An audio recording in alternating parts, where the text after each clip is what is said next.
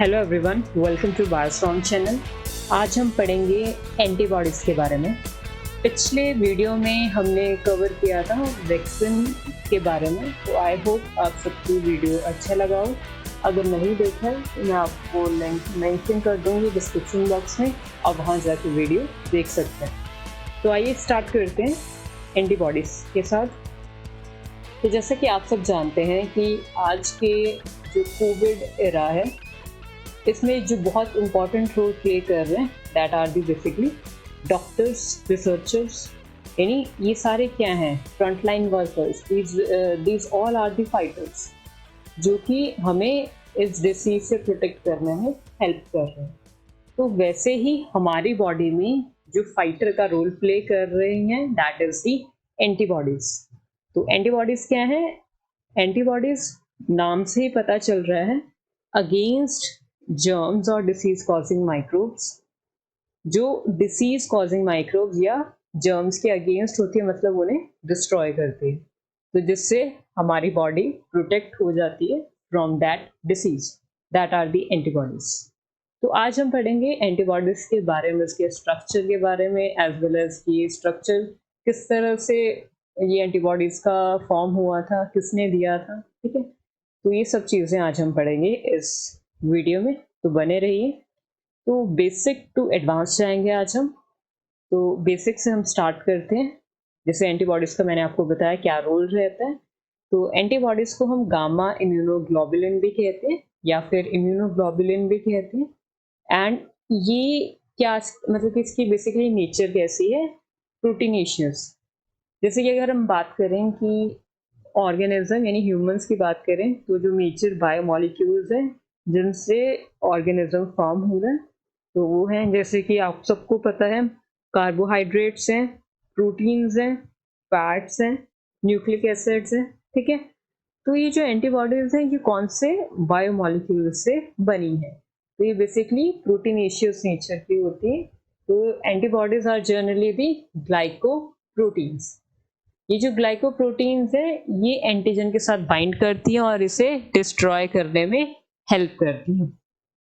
तो ये जो एंटीबॉडीज हैं ये कौन सिंथेसाइज करता है? जैसा कि आप सबको पता है, हमने पिछली वीडियोस में भी पढ़ा है कि जो ये एंटीबॉडीज हैं ये बी सेल्स हेल्प करती हैं in the formation of antibodies. इनकी बी सेल्स ही हैं जो रिस्पॉन्सिबल हैं for the production of antibodies. तो बी सेल की सरफेस पे भी एंटीबॉडी प्रेजेंट होती है, जैसे कि आप सब जानते हैं, as well as plasma cells. ठीक है, वो भी क्या फर्दर प्रोड्यूस करते हैं एंटीबॉडीज। लेकिन ये जो जितनी भी एंटीबॉडीज प्रोड्यूस होती हैं ये सब की सब एक जैसी नहीं होती। ठीक है, इनके अमाइनो एसिड सीक्वेंस में डिफरेंस होता है, as well as antigen binding site में डिफरेंसेस होते हैं।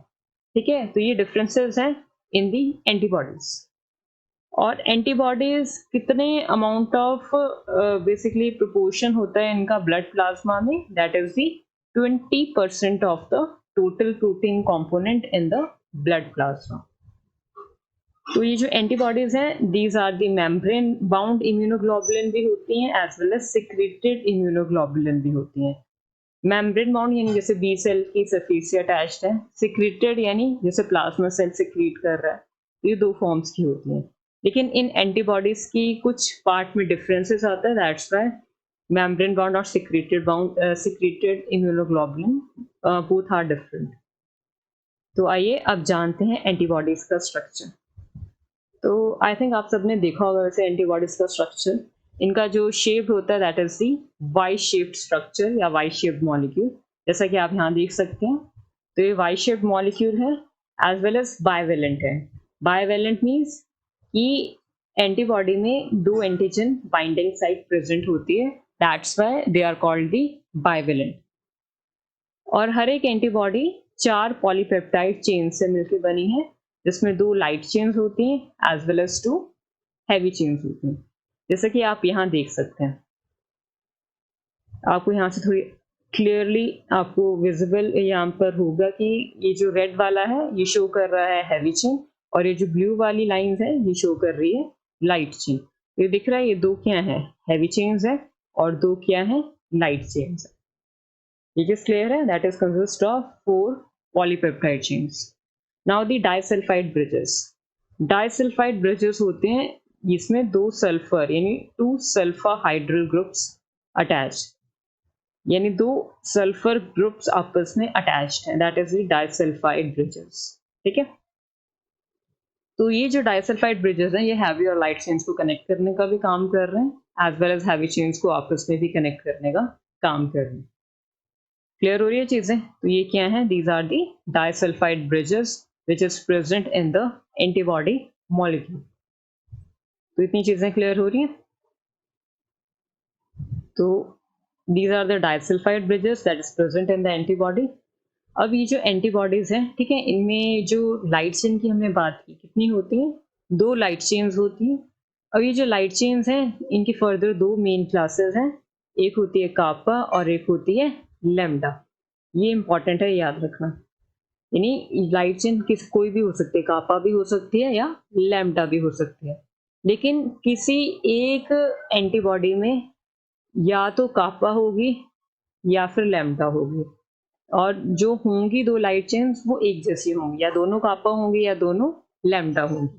ठीक है, वैसे ही अगर हम हैवी चेन्स की बात करें, हैवी चेन्स भी 5 डिफरेंट टाइप्स की होती हैं, alpha, gamma, delta, epsilon and mu. तो इन 5 ये डिफरेंट क्लासेस होने के कारण हैवी चेन्स की यही फर्दर डेजिग्नेट करती है डिफरेंट सब टाइप्स या different classes of the antibodies. जैसे कि आप सबने सुना होगा IgG, IgA, IgD, IgE। ठीक है, so these all are the different classes of the antibody due to their differences in the heavy chain। यानी IgA में अल्फा होती है, IgG में होती है गामा, IgD में होती है डेल्टा, IgE में एप्सिलॉन एंड IgM में म्यू। ठीक है, तो ये जो डिफरेंस आया है हैवी चेन में, यानी हैवी चेन डिफरेंट है। ठीक है, और जिसकी वजह say that will also called the isotype. Isotype means कि हैवी चेन्स क्या हैं? डिफरेंट हैं। एज अब ये जो हैवी चेन है ये क्या डिटरमाइन करता है? ये डिटरमाइन करता है the class of the antibody, यानी किसी पर्टिकुलर क्लास को कौन डिटरमाइन करता है? These are the heavy chains that determine the class of the antibody. तो ये जो एंटीबॉडीज हैं, ठीक है, ये further IgG, IgD, IgA, IgE, IgM in different classes की होती due to the differences in the heavy chain, और इसलिए हम इसे आइसोटाइप कहते हैं। ये चीज क्लियर है? नाउ द नेक्स्ट इज ये जो दोनों चेन्स हैं, इन दोनों चेन्स में क्या होते हैं? वेरिएबल रीजन्स होते हैं as well as the constant regions होते हैं। ठीक है, तो अगर हम बात करें वेरिएबल रीजन्स की, ठीक है, तो ये वेरिएबल रीजन्स एन टर्मिनल पे प्रेजेंट होंगे, एन टर्मिनल साइड पे, और जो कांस्टेंट रीजन होंगे वो सी टर्मिनल एंड वाली साइड्स पे प्रेजेंट होंगे। ठीक है, तो वेरिएबल रीजन वाला एंड होगा एन टर्मिनल और कांस्टेंट रीजन वाला एंड होगा सी टर्मिनल, जैसा कि आप इस डायग्राम से देख सकते हैं। क्लियर? तो ये जो वेरिएबल रीजन है ये toward the N terminal side है and the constant region towards the C terminal side. ठीक है, और इनमें वेरिएबल, जैसे हमने बात की वेरिएबल एंड कांस्टेंट रीजन्स की बात की, ठीक है, तो हैवी चेन और लाइट चेन, ठीक है, इनके जो कांस्टेंट और वेरिएबल रीजन्स है वो किस तरह से आप डिनोट करोगे? तो देखिए, toward the N terminal end variable region जो रेड वाला है तो हैवी चेन है, तो VH से हमने डिनोट किया है, और जो ब्लू वाला है VL से डिनोट किया है। ठीक है, और जो कांस्टेंट रीजन है हैवी चेन में, याद रखना हैवी चेन में जो कांस्टेंट रीजन होते हैं वो 3 to 4 हो सकते हैं। ठीक है, as well as light chain में सिर्फ एक ही कांस्टेंट रीजन होगा। क्लियर हो रही? तो 4 कांस्टेंट रीजन होते हैं IgM और IgE में। जब हम डिटेल में पढ़ेंगे तो मैं सारी चीजें आपको बताऊंगी, और बाकी सारी फॉर्म्स में 3 कांस्टेंट हैवी चेन्स के रीजन होते हैं। ठीक है, तो यानी कि जितने भी रीजन हैं, चाहे हम वेरिएबल रीजन की बात करें चाहे कांस्टेंट रीजन की बात करें, हर एक का जो अमीनो एसिड सीक्वेंस है, यानी कि अमीनो एसिड जो नंबर होंगे वो 110 अप्रोक्सीमेटली अमीनो एसिड्स हैं, सिर्फ और सिर्फ constant region of heavy chain को छोड़ के, जिनकी इनसे ज़्यादा ये लंबी होती है। ठीक है, as comparison to the other regions of the antibody. लंबी मतलब कितने अमीनो एसिड सीक्वेंस से बनती है? 330 टू 440 अमीनो एसिड से मिलकर बनती है। क्लियर? और वैसे एन टर्मिनल रीजन्स पे क्या होते हैं? CDR प्रेजेंट्स होते हैं। CDR होते हैं कॉम्प्लीमेंट्री डिटर्मिनिंग रीजन्स। तो कॉम्प्लीमेंट्री डिटर्मिनिंग रीजन्स यानी कि 3 हाइपर वेरिएबल रीजन्स जो कि वेरिएबल रीजन में प्रेजेंट होंगे, और इन तीनों हाइपर वेरिएबल रीजन जो है that consist of 10 amino acid each, यानी कि तीनों हाइपर वेरिएबल रीजन्स जो होंगे ये 10-10 अमीनो एसिड से मिलके बने। ये चीज क्लियर हो रही है? ठीक है। तो जैसे कि अगर हम बात करें एंटीबॉडी के स्ट्रक्चर के बारे में, तो यहाँ भी 3 CDRs होंगे, इधर भी 3 CDRs होंगे, तो टोटल कितने होंगे एक एंटीबॉडी में? CDR 12 CDR, 12 complementary determining regions present होंगे। क्लियर है? तो ये जो वेरिएबल रीजन है हैवी चेन का, ठीक है, ये पेयर अप करता है variable region of light chain से। एंड ये जो कांस्टेंट रीजन है हैवी चेन का फर्स्ट, ये पेयर अप करता है constant region of the light chain, and that will form the antigen binding site. तो इन्हीं साइट्स के साथ जाके एंटीजन क्या करता है? बाइंड करता है। ये चीज क्लियर है? तो एन टर्मिनल पे जो वेरिएबल रीजन में जो उसका अपर मोस्ट पार्ट होगा वो CDR में आएगा, और बाकी remaining portion of the antibody that will come into the framework region. किस में आएगी? That will come into the framework reason.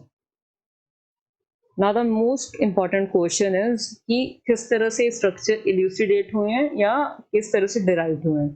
तो ये दो साइंटिस्ट की हेल्प से, पोर्टर एंड एडलमैन, तो इन्होंने एंटीबॉडीज की ट्रीटमेंट की with the proteolytic enzyme such as pepsin, ठीक है, एंड पेप्सिन। ये चीज क्लियर हो रही है? तो जो पोर्टर साइंटिस्ट हैं उन्होंने पेपेन के साथ एंटीबॉडी की ट्रीटमेंट की, एंड दे फाउंड दैट कि पेपेन के साथ जब एंटीबॉडी की ट्रीटमेंट की तो ये जो प्रोटियोलाइटिक एंजाइम था इसकी वजह से ये 3 फ्रेगमेंट्स में डिवाइड हो गई, यानी सेपरेटेड इनटू दी 3 फ्रेगमेंट्स, जिसमें से 2 फ्रेगमेंट्स का साइज क्या था? सेम था। और जो 2 फ्रेगमेंट्स का साइज सेम था वो एंटीजन के साथ बाइंड कर सकती थी, लेकिन एक फ्रेगमेंट थी जिसका साइज अलग था बट वो एंटीजन के साथ बाइंड नहीं कर सकती थी। इसलिए ये जो 2 फ्रेगमेंट थी जिनका साइज सेम था इसे डेजिग्नेट किया गया FAB, यानी जो एंटीजन बाइंडिंग फ्रेगमेंट है। ठीक है, तो ये 2 थी, और जो एक थी दैट इज दी जो क्रिस्टलाइज फॉर्म में थी FC, क्रिस्टलाइज ये फ्रेगमेंट, ठीक है, जिसका साइज अलग था। तो ये उन्होंने इस तरह से ये फाइंड आउट किया। ये चीज क्लियर हो रही? Now the next scientist is Edelman. Edelman ने बेसिकली मरकेप्टो इथेनॉल यूज किया था, एंटीबॉडीज की ट्रीटमेंट की थी मरकेप्टो इथेनॉल के साथ, और जैसा कि आप सब जानते हैं कि ये डाइसल्फाइड ब्रिजेस को ब्रेक करता है, तो जिस वजह से जो एंटीबॉडी है that will fail apart into 4 chains. और ये जो 4 चेन्स थी जिसमें 2 का साइज छोटा था और 2 का बड़ा, तो जिन 2 का साइज छोटा था उन्हें लाइट चेन्स कहा गया, और जिन 2 का साइज बड़ा था उन्हें हैवी चेन्स कहा गया। क्लियर? अब ये जो पेप्सिन वाला कंसेप्ट है ये साइंटिस्ट निजोनॉफ ने दिया था। तो इन्होंने एंटीबॉडीज की ट्रीटमेंट की थी with pepsin, and they found that कि जो इन्हें फ्रेगमेंट मिली है that will able to precipitate the antigen, मतलब ये फुली एक्टिव फ्रेगमेंट थी कि एंटीजन के साथ बाइंड कर रही है, हेल्प इन प्रेसिपिटेशन। लेकिन जो पेन के साथ ट्रीटमेंट था उसमें प्रेसिपिटेट नहीं कर पा रहा था एंटीजन के साथ। ठीक है, तो pepsin that will help in precipitation of the antigen. और ये जो बेसिकली प्रेसिपिटेशन, अब दोनों फ्रेगमेंट्स के अटैच है एंटीजन बाइंडिंग फ्रेगमेंट, तो इसे डिनोट किया गया था F। अब ए बी तो ऑलरेडी थी तो इसे AB डैश, और इकट्ठी कितनी थी, मतलब कि दोनों अटैच थे, इसलिए FAB-2 से डिनोट किया गया। और जो दूसरी साथ ही साथ इन्हें FC फ्रेगमेंट रिकवर नहीं हुई थी, बिकॉज ये जो FC फ्रेगमेंट थी ये सेपरेटेड हो गई थी इनटू डिफरेंट फ्रेगमेंट्स, यानी कि further digested into the multiple fragments. ये चीज क्लियर है? तो इस तरह से एंटीबॉडी का स्ट्रक्चर डिराइव हुआ था। तो ये थे कुछ आज के लिए important points regarding the antibodies, उसका स्ट्रक्चर, क्या फंक्शन होता है, किस तरह से स्ट्रक्चर डिराइव्ड हुआ, ठीक है। और ये जो बेसिकली लाइट चेन्स हैं, हैवी चेन्स हैं, ये क्या होती हैं, बेसिकली क्या इनका फर्दर डिवीजन है। तो वो सारी चीज़ें आज हमने पढ़ी हैं। तो अगर आपको कोई चीज़ नहीं समझ आई हो तो आप कमेंट सेक्शन में पूछ सकते हैं, और अगर वीडियो अच्छा लगा हो तो इसे लाइक कीजिए, शेयर कीजिए एंड चैनल को सब्सक्राइब करना ना भूलिए। Thank you.